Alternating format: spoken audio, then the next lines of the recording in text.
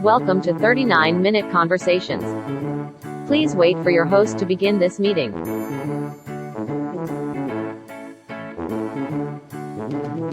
Your meeting is now being recorded.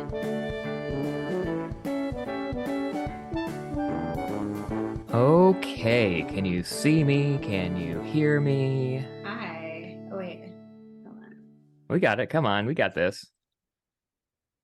Okay, black screen, but I hear your voice. Yeah. Oh, here we go. Oh, God. Sorry, I forgot. I forgot I changed my background because the last time I did this, I was in my bedroom and I forgot that it was just messy. So should I Okay. keep it?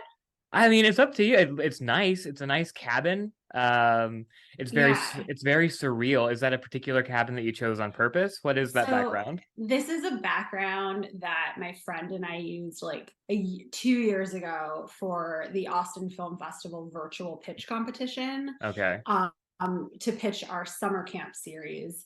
And we were in separate locations and we just like really went all out with every single piece of it. So this is just like one of my saved backgrounds and I like it. It's summery. It's fun. It's Yeah. like great. Yeah. So I think I'm gonna keep it. Let's keep it. I'm happy with Okay. it. If you're happy, I'm Great. happy. I am Um, happy. I'm excited to chat with you. Thank you for doing Me this. too. Thank you for But having me. But the first thing I do have to do is get through a quick ad read. I apologize. This is always so awkward, but these are so important, you know? Very Yeah. important, very real. This week's episode of 39-Minute Conversations is not technically presented by LinkedIn. Are you a writer on strike or an actor maybe about to be on strike? We'll see tomorrow night. Then you should try LinkedIn, the premier site for job seekers everywhere, which thanks to the AMPTP's unwillingness to negotiate includes me and a lot of writers out there. Post your resume, browse for jobs, receive alerts for jobs that LinkedIn thinks will be right for you, but that you'll never hear back from. Want to open your email every day with your fingers crossed, hoping for some financial salvation that isn't coming? Want to be one of hundreds of applicants for the same low-paying job that in normal circumstances you'd have no interest in, but that you now desperately need? Want to peruse jobs back home just for fun, just to see? Jobs that you maybe could have had if you hadn't moved to Los Angeles to pursue an impossible dream. Imagine the stable career you could be in today, the potential life you left behind, the house you could have bought by now with the person you maybe should have married, the 2 or 3 kids that don't exist because you decided it was more worthwhile to spend your 20s and 30s doing improv comedy in empty theaters and writing alone in your tiny apartment because you wanted to be Charlie Kaufman or some shit. I mean, how bad would it really be? If you never left your news producer job in your hometown, you probably wouldn't be on the overnight shift anymore. You'd probably be doing the 6 and 11, the big show. Would you be happy? I don't know, maybe. Maybe on a particularly tough news day, you'd wonder what would have happened if you gave your writing a shot. But then when you go home to a nice meal with your loving family and read your kids a story at night, maybe one that you wrote, that'd be enough. LinkedIn, every job a chance to existentially spiral about your life and career. And AMPTP, please come back to the negotiating table so I can stop thinking about this and get back to work. And hello, I am Brian T. Arnold, and this is 39-Minute Conversations, a podcast for reconnecting with old friends and making new ones. But I've only got 39 minutes to do it because I will not be paying for Zoom Pro. My guest today is a narrative and documentary filmmaker whose feature screenplay, Margo and Perry, was selected for the GLAAD list and won the Launchpad feature competition.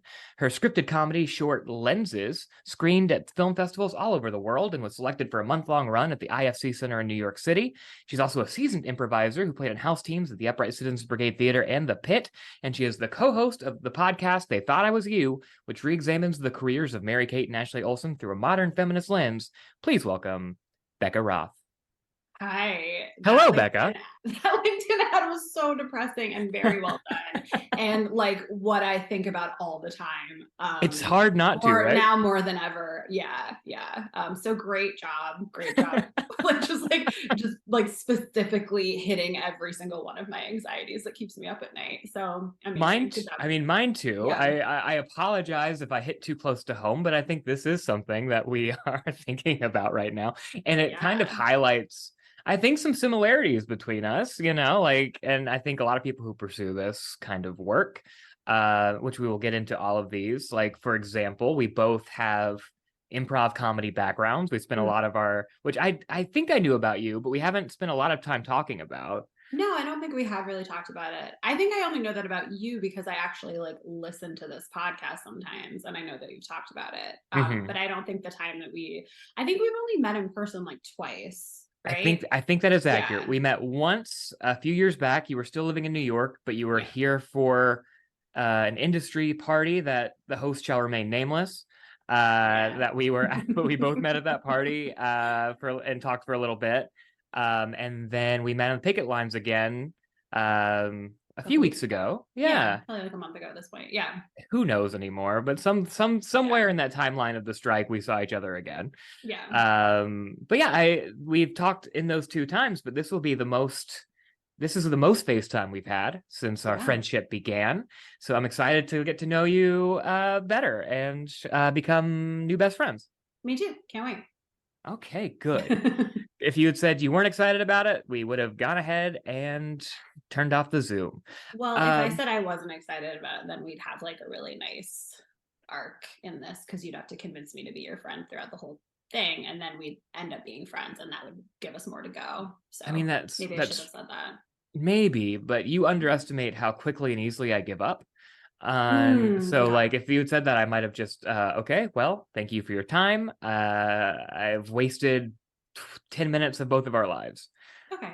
I think that's healthy, honestly. I think trying to like beg someone to be your friend when they don't want to be your friend is like just really sad, you know? Yeah. But yeah, I Have think you I have do that though. Have I you ever done that? I was gonna ask that. Yeah. Does that I think I'm a mix. Like I think that I sometimes like I think I will often like read that either like someone doesn't want to be my friend or like they already have friends, whatever. And I'm just like kind of like humbly step aside because I'm Mhm, just like, who do I think I am? But then sometimes I have this anxiety of like, oh, like I follow this person on Instagram, they don't follow me. Like I need to just be like really like um just really like just present and like just try to get them to like me basically because it's mhm, like you would like me if you knew me, so like mhm. I have to, but it's like I need to not worry about that I don't because know. Now that you yeah, say that, I do think I have a little bit of that in me. Can I ask, are you a younger sibling? Are you the youngest? I sure am. I think I am too, and I wonder if that's kind of where it comes from because I always feel Yeah. like I have like little brother energy of Hmm. like I feel like I'm putting people like I'm putting people out by trying to hang out with them and Yeah. like I'm just kind of the hanger on. Hmm. But there are times when like I will just give an example. I have a friend, one of my best friends now. I'll even shout her out, Madeline Hernandez, who like did not care for me at all when we first met. We were both writing for the same comedy show, and like I could feel it. I could feel that she was like the cool kid in there and like making like snide little jokes, and I was like, but you're gonna like me by the end of Yeah. this, you will Yeah. be my friend. And it took me Yeah. several years, Yeah. but we are friends now. Yeah. I respect that. And I totally get that. Because I think a lot of the time when it feels like people don't like you, it's like, you don't know me. And like, boy, if you knew me, like, boy, are you missing out. And so it's like Hmm. my duty to like give them that experience. And it's like they don't know otherwise. So yeah, I get it. But yeah, definitely younger sibling. Very much so. Okay. Yeah. One thing that I usually start with on this podcast is just sort of, I started this podcast because of the pandemic, blah, blah, blah. I was looking for something to do like Mhm. creative from my own home and social and have some kind of social life again. Um, and so I always like to start with the pandemic, as much fun as it still is to talk about. How did you get through it? How did you maybe change? How is 2023 Becca different than say 2019 Becca? Wow. So I'm one of those people for whom the pandemic, like my entire life blew up and Mm, changed.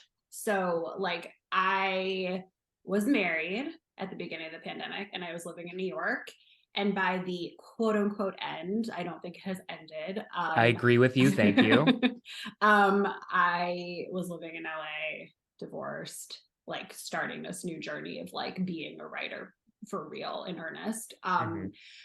So yeah, that's like the zoomed out version of it. I Hmm. think for me as a person going through that at that time, I like grew a lot and changed a lot and became incredibly introspective and just like really got in touch with like who I was and what I actually wanted, and did this sort of like profound shift from like living a life that's like in reaction to what I think other people want from me, to like, what do I want? And that's like the simplified, like distilled version of it. But it's like, that's really like the big shift that I had. Cause I think before that, I really just like, I just like didn't trust myself. I was like taught to not trust myself.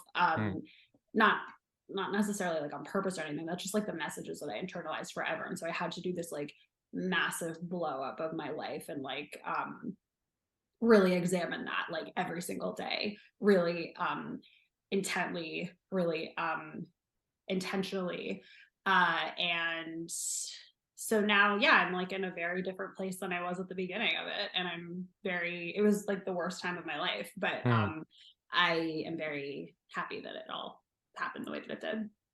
Well, I'm glad that you came through that and landed somewhere that you're happy and want to be. Let's get into, before we talk writing stuff, strike stuff, all the things that are going on, let's spend some time getting to know each other just as people, you just two people in the world. You were living in New York City for a while, and that's, you were living there when we first met. Is that where you grew up? Are you from New York? I grew up in New Jersey. I grew up like 12 miles west of Manhattan. So my grandparents lived in New York. So I would like spend a lot of time in New York. So yeah, when I moved to New York after college, it was like, I wasn't moving home, but like it was the city that I grew up going to. Where'd you go to college? You're from West Virginia, right? I am from West Virginia. I am. I know that from listening to this podcast. I went to Kenyon College. Okay. What did you study film and TV, or were you studying other things before you realized this is what you wanted to do? I went to a different college my first year. I went to the University of Rochester. I studied psychology. And that's always what I feel like, if I didn't do this, I would have done that. And I would do this. I would do that if like this industry stops or something. But I did that. And then when I transferred to Kenyon, I got really into like drama and like drama writing and everything. And I did like screenwriting classes, and I did documentary making classes, and like that was like the first time in my entire life, honestly, where I was like, oh my God, like this is the thing. This is the thing that I love to do. This is the thing I want to do forever. Like I've always wanted to I've always like been writing and like wanting to tell stories and stuff, but like that way of doing it in the form of like a film was like, it just like really clicked for me as the thing that I am meant to be doing. You were writing as a kid. What kind of, do you remember something as a kid that you wrote that you're either like still proud of or extremely ashamed and embarrassed by? Either one. I mean, I guess I'm embarrassed of all of it because it was like I was a kid, so like yuck. But like I'm proud of it. I'm proud of everything I wrote as a kid because no one asked me to do it. And I also had like undiagnosed ADHD, and I'm a very interest-based person. Like I really can't do something if I'm not interested in it. And so I didn't like doing my homework or anything, but I would be like hyper interested in these like writing projects that I would set out to do for myself. So like for language arts in middle school, we had to read like 25 books in the year and write a report in order to go on like a trip to like DC or whatever it was that year. And I like couldn't do that. Like I like genuinely couldn't do that. But I didn't have like, no one knew that I couldn't do that. I just was like, oh, how about instead of that, I'm going to write a novel. And my teacher was like, great. You're like so much more advanced than everyone else. Like you don't even need to bother with reading these books. Just like write your novel. And I was like, great. And so I loved doing that. And I like started writing a novel in like 7th grade. And I was like insanely interested in it. It was like the only thing that mattered. And then I lost interest because I do have ADHD. But I did really like a good chunk of it. And I really enjoyed doing that. And I do come back to that sometimes when I like think about, writing and my intrinsic motivation in doing that. You could still finish that novel. This could be like the boyhood. This could be like the boyhood of novels where you like, I I do thought about that. wonder if it's any good. I assume it's not. I mean, I think Of course not. I mean, like maybe it's like impressive for a 13-year-old. Maybe the Sure. most impressive part is that I wrote the entire thing by hand in a notebook. Like I cannot Whoa. believe I did that. Yeah. I cannot write a single thing by hand anymore, and it's probably because of that. Like I just my hand cramps up if I try to take any notes by hand now. I really can't do it. So yeah. Okay, one thing from this conversation I wasn't planning on getting into, but that Yeah. you've piqued my interest a little bit, and my ears perked up.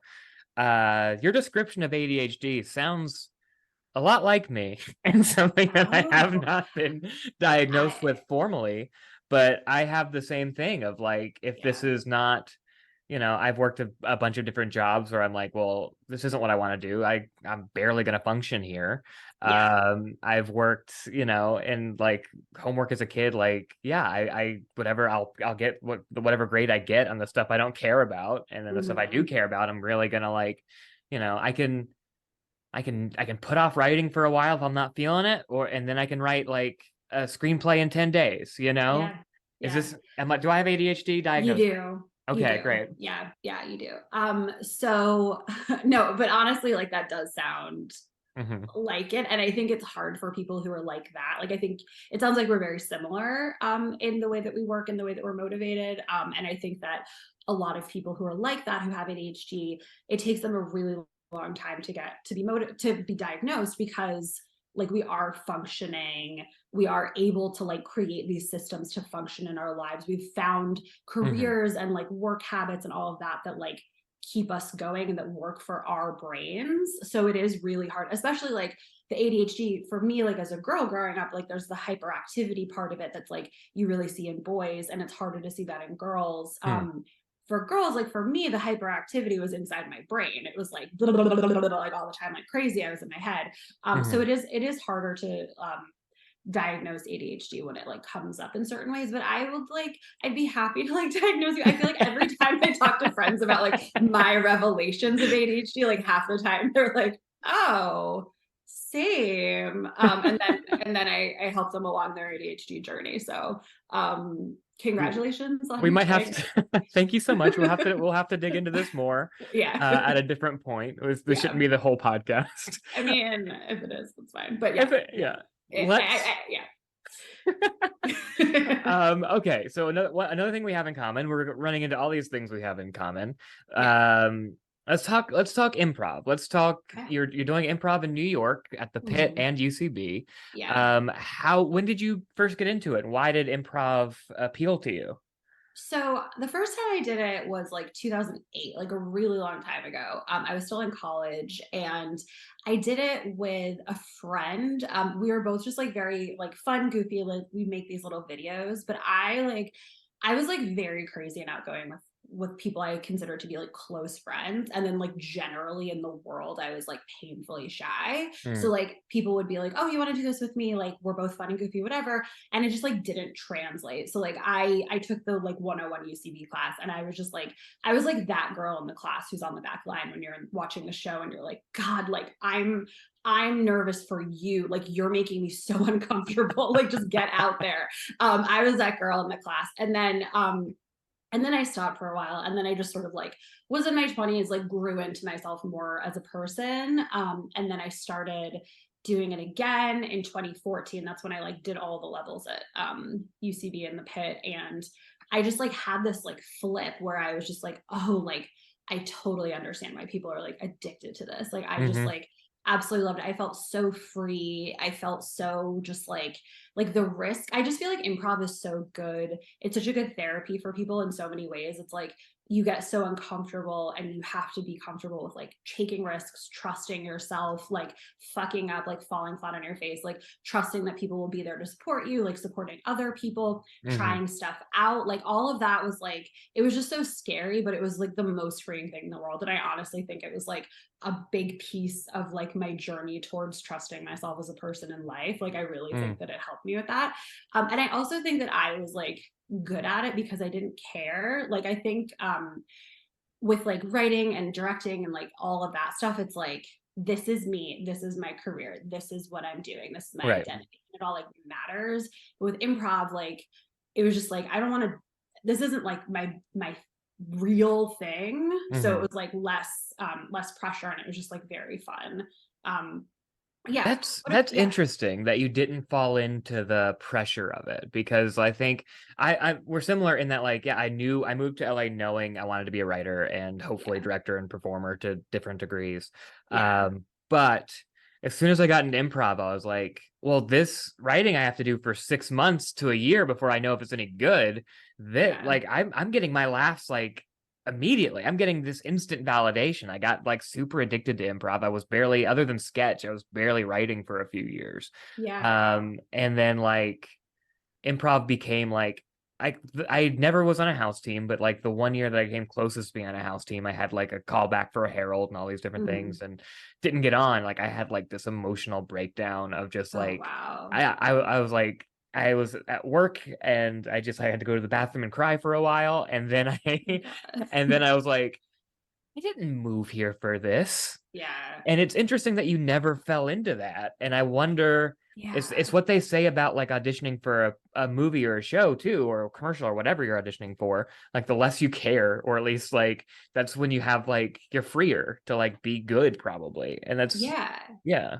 And you hear that, and I'm grateful that I've had that experience to actually like show myself that that is true for me. I don't know where that comes from, because I'm typically not like that. Like anytime when I was like in high school or college and I auditioned for anything, I would like freeze up. I get so stressed out. Like I just like everything was the biggest deal in the world. And for some reason, improv was just this like gift of like ease and this outlet, and like it wasn't this high. And I was surrounded by people who like, we'd have house team auditions and people would just be like shitting themselves, like Hmm. just like so nervous, like such high stakes. Like it could have easily been that way for me. Like I don't know actually why it wasn't. Like the your situation sounds very typical. Like it's like Yes. you get really into it, like your whole life is about it. Like there are very clear benchmarks, like very clear goals to hit, and then if you don't, which like is also very typical, like there are not that many spots and like whatever, then it's like, what the fuck have I been doing this for? It's like this Hmm. crisis. Hmm. um I don't know. Like, I don't feel like I sound like myself when I talk about what my improv experience was like, because it's so different from like how I normally am. But I wonder if that, you yeah, make a good point. I wonder if it is the, like, with our careers we've chosen, there's no ladder. There's yeah, no clear steps. There's no clear path. With improv, at least, it's like, oh, you take these classes, you audition, you get this, and then you move up from this house team to a bigger house team to a Saturday right, night show. And like it felt more attainable, I guess, and right. more clear. So I wonder Yeah. if that is sort of the pressure that people put on it, because everything else is just so hard. It's harder to navigate. And You it's know what I harder mean? to know when you've like quote unquote made it. Right. Here's what it is. The people who have chosen like the career paths that we've chosen, there Hmm. is no like clear ladder you're climbing. Whereas in a lot of careers there is. It's like you Right. start in this, you like raise the ranks, you get to middle management, like whatever it is. It's so boring. I'm falling asleep talking about it. But like it's like, but that's what people have. And so it's like, okay, like our version of that for a lot of people, it is like an improv theater. So it's Hmm. like, okay, like I am like doing the thing, I am climbing the ladder, I am doing what I'm supposed to do just like everybody else. And then it's like when that doesn't happen, it's like, oh fuck, like what am I even doing? Whereas like with those other jobs in the job offices, it's like you do usually get there, I think, Yeah. if you're like on the right track. So I think this is just another way for people like us doing these like unstable jobs to be like, wait, I can't even do this ladder that's like so cut and dry, like what are we Mm. even doing? And it's just like Yeah. crisis. I think that's Yeah. right. Yeah. Um, Stepping back from the pain and pressure of improv, Yeah. it is something that in general I do recommend to writers who like have any kind of performance bent. I don't regret my time in improv. I would probably do it again if I could have the kind of attitude that you have about it. Yeah. But I do think it made me a better writer, and Yeah. I think it's, how do you think improv affected, your day to day, your writing, your filmmaking that you Well, do? I think that it makes everything a lot less precious. I think that it's like, I think when you're a writer, especially when you're starting out, you're like, okay, I have this idea. It's brilliant. It's amazing. It's my little baby. I'm going to nurse it. It's like everything. And it's like, it puts so much like such high stakes on like one thing, and you like you have it just it's so stressful like but with improv it's like everything is toilet paper. Like you just throw out a million ideas, they all get forgotten, like none of it matters. And that's like incredibly freeing, because it just shows you that like you don't have to like be precious about your ideas, like more will come. And like holding on to your ideas and waiting for them to be perfect, it doesn't guarantee that it's going to be a perfect thing. It's like it's always like it could always be hit or miss. Like just keep going, like stay in the game, like don't wait in the wings until like the perfect time. It's like when you're doing improv, you have to like keep generating ideas, like keep building upon stuff. So that's one part of it. I think it's also just like the collaborative nature of it, and trusting other people. Like I think that a lot of people who are creative like either see themselves as like inadequate, or like everyone else around them is an idiot and like I'm this gentle genius, like whatever. But like in improv, like you really have to like collaborate with everybody, and you have to like trust people, and like your scene partner's a genius, like how do you support them? Like there's just so much as a writer that I think it benefits. Yeah, But I think go ahead. No, keep going. no. I was just gonna like reiterate, like I just think the main thing is that it makes your ideas less precious, and it just shows you I think that's definitely true. And I think another big thing with it that you made me kind of think about is, you know, you see a lot of writers who do think their one idea, like this idea is precious, will kind of deal with doubt, they'll get a little paralyzed by like this choice, this next thing has to be like, you know, they're so concerned with the story map and making sure. And like with improv, if you're like, oh yeah, just make a choice and go, and if it's wrong, then you can go back. But like I don't really, even when I outline, it's much more like, yeah, we'll see what happens, you know. Like it's just I think that comes from improv to a degree. Yeah, and I think it also like just like taking the pressure off it is just a healthy thing to do. Like I think that you can also be a better writer if it's all so much less serious. Like if you just take the pressure off, like the preciousness of an idea. Yeah, with improv, you just like have to keep creating, have to keep generating. Also, like you are setting yourself up to fail every single time you step out there, and you probably will, and you're not going to die. So like every time you do something stupid and you make a dumb move and your teammates help you, or like whatever it is, and you like don't fail, you don't die, that's just like more practice in your body of like, I've tried something, I've taken a risk, I've like expressed this weird idea in my head, and like either it went really well and it paid off, or I fell flat on my face and I'm here bowing with my team and I'm coming back next week and it's fine. Like it's like I think that also is like very healthy to practice that. Yeah. I had a class with I took a class from Eugene Cordero. I don't know if you know him, but he's great improviser, UCB guy, acts in a ton of stuff now. He's blowing up. But I remember somebody asked him, like, you know, do you ever feel nervous out there? He's like, no, sometimes you have a bad scene, and like, what the fuck do you want from me? I just made it up. Like, and that's such a beautiful, freeing thing. Yeah, it's so true. I think that like the version of me that was like the quiet girl in the back line is like the writer, you know, like who's just like, how am I going to do this? Like, how am I going to like perfectly do this? Like, I'm so nervous, like so nervous, never gets out there, like so worried about perfection that she doesn't do anything, as opposed to like the improviser who like goes out there, makes a fool of themselves and like does their best and like they're fine.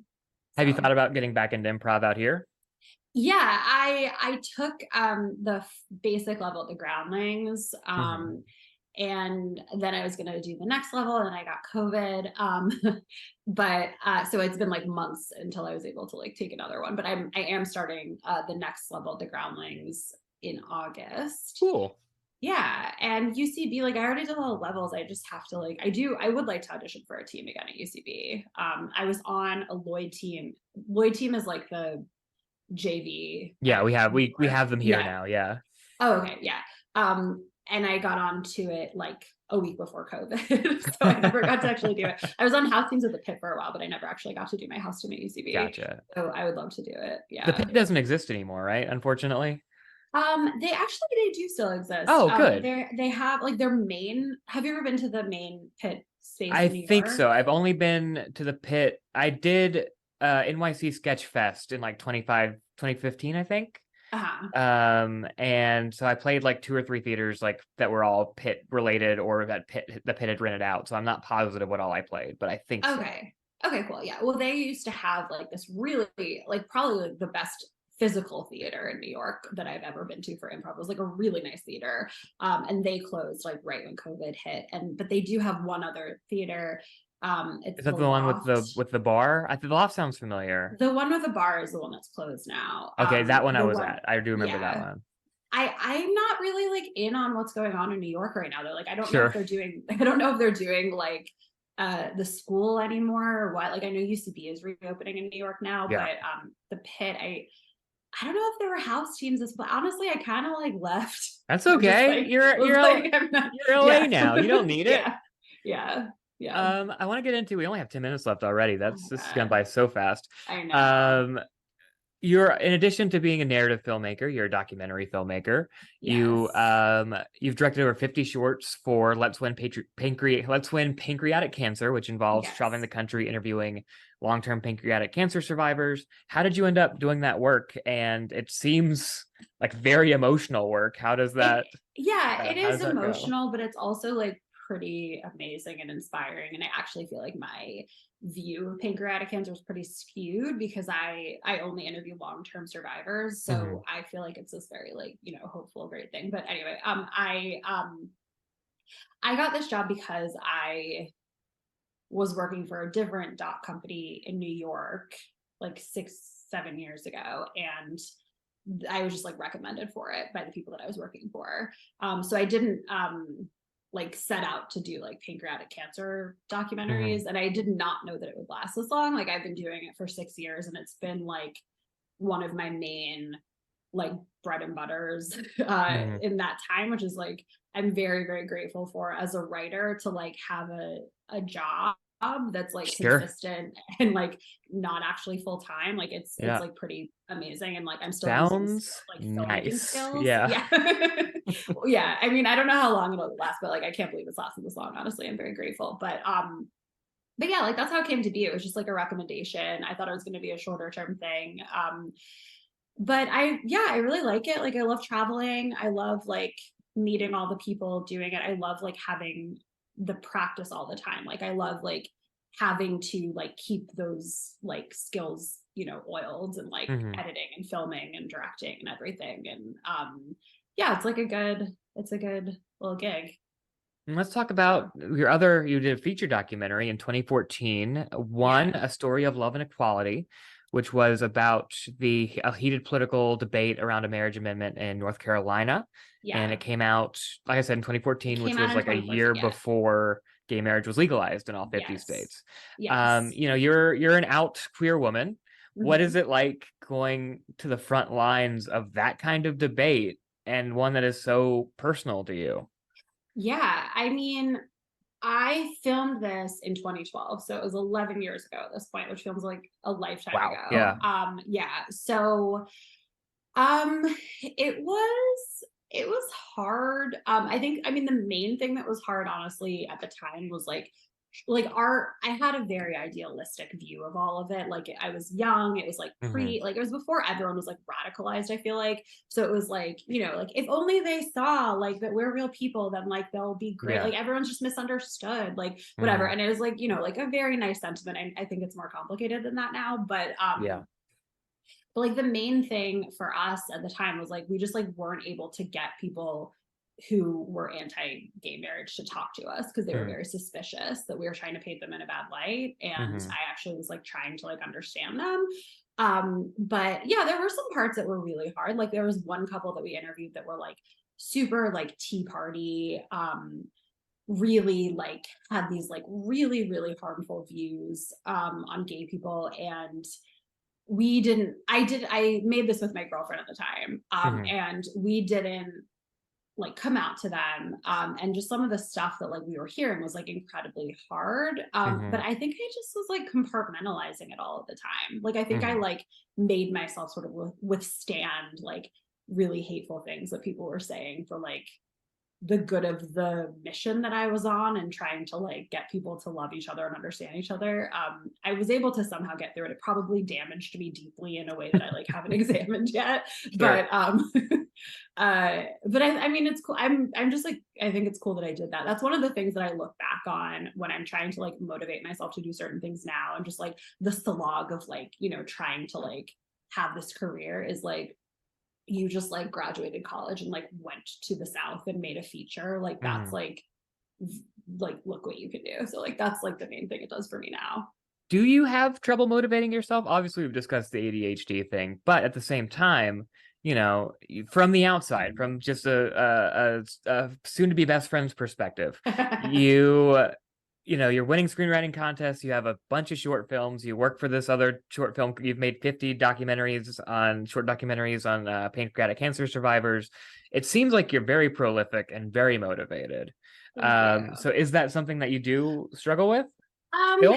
I mean, I am very motivated by like creativity. Like I'm just very motivated by my ideas. Like if I get an idea that I'm very excited about, I'm like just like obsessed and I just like have to do it. And that is a symptom of my illness. But